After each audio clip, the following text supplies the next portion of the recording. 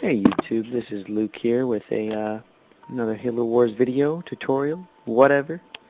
This is my cutter tank rush. Most tank rushes are done with forge, and the reason I tried to pull it off with cutter is, especially in a 1v1, if you see a forge, one of the things you're going to do is you're going to make, a few turrets and put railguns on them, and that really will decimate a tank.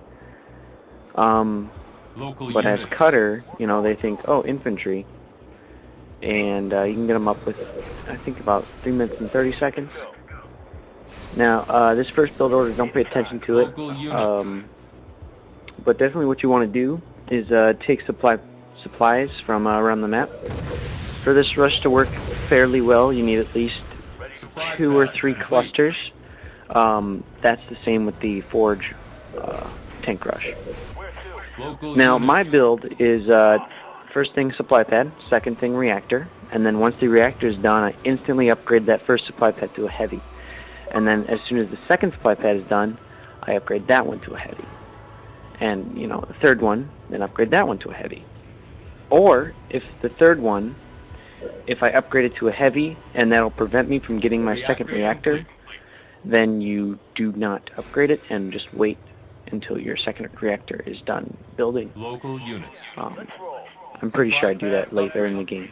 So that was my second supply cluster that I've collected. This will be my third. So that's basically, the third one basically assures that the rush is going to work. And here's my second supply pad. This one will be an instant. Just upgraded right now. 1, 2. Supply pad complete. There we go, just like that. And now what I should do is, since upgrading the supply pad would take me down 225, I probably wouldn't have enough for the next reactor, so I'm not going to upgrade it. Now what I'm doing here is going to go get more supplies with my hogs, hoping that they're there. Just checking the time there again.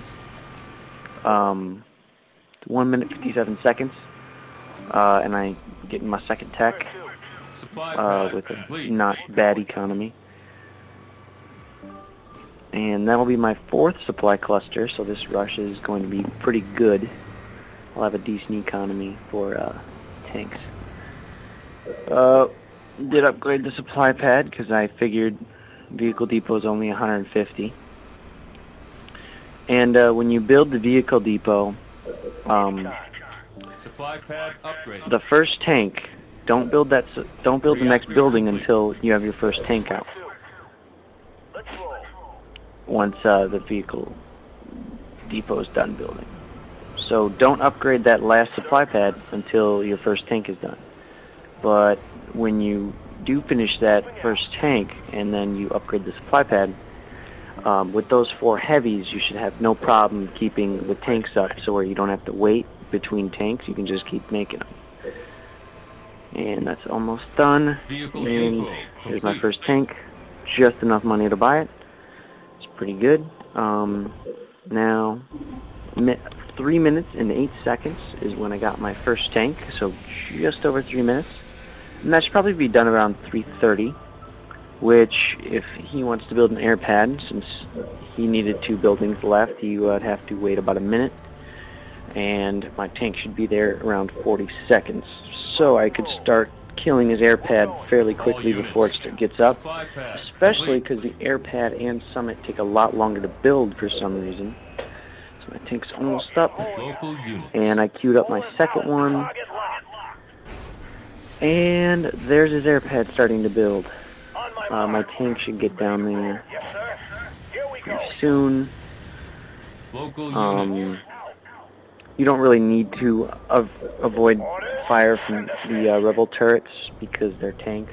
They're not like infantry or hogs. But yeah. And yeah, second tank's gonna get out. And there we go.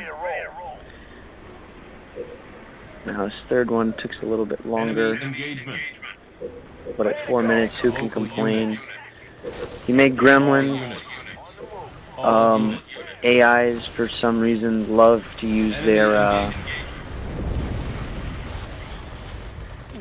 They're unique units. Like Forge will build a lot of Cyclopses to counter Prophet for some reason. I mean, Gremlins aren't a bad idea because they're anti-vehicle, but tanks take them down pretty easily. You don't micro the Gremlins. Like those two almost killed my tank.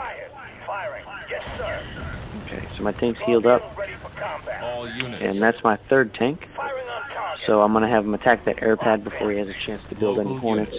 But with 3 tanks, you're probably okay against Hornets if they're coming out one at a time. So this will be my 4th tank. And what I like to do with my 4th tank, especially if his base is like this and I'll lock down with tanks and I'm killing everything, is I like to take that 4th tank and clear up a base for myself and then stop the production of tanks. That way, when I put that tank that cleared up the base into battle, one, I'll have another base, and normally I make that a supply base with 1 barracks so I can make them spar tanks. And when he kills something, he should vet, because I think there's like, Local units. I don't know, 30-some points, maybe a little less on the base. And this is what I do with them. I just send them to the first turret. And when you're killing a base, if you want it to vet, if you're just killing the base, just shoot at the base. But what I want is, I want this tank to vet. So what you do is you kill the turrets around the base. I failed to do that because I was worrying too much about his base.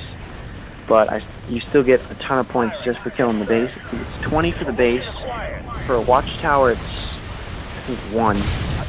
And then for a regular turret, it's 3 or 4.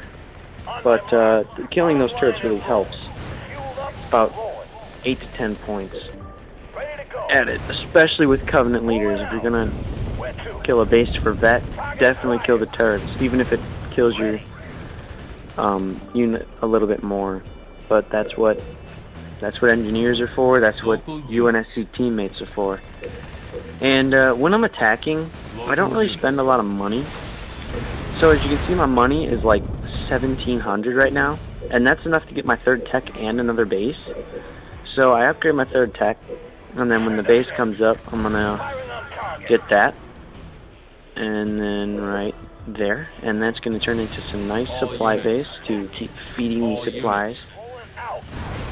And then yeah, there's my reactor improved. So now I have a canister shell, and he keeps making gremlins, which is a good idea, but really he should have locked his base down and then, you know, had him attack it all at once, because gremlins, yeah, they're anti-vehicle units, but against a tank really up close, even though they're anti-vehicle units, they won't do very well. They're kind of like a cobra.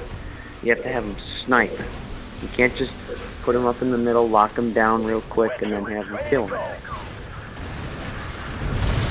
Well, this guy, it looked like he only had 1 base. So, and I didn't really want to take the time up to kill the other 2 reactors because I only had about 1 minute and 30 seconds left worth of video for the YouTube limit. So I didn't do anything special really.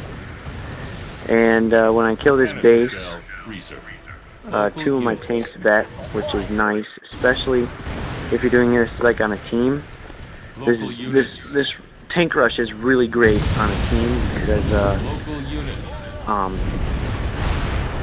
it decimates the opponents. And there's my victory. And this rush will take about 7-8 minutes, and you get about 1,200 supplies on this run. I didn't lose a single unit, got a 6.0 multiplier, 5 combat bonus, some vet tanks, so if it was in a team game, I'd be able to do pretty well. Well, that's it for me. This is Luke, signing off. See ya.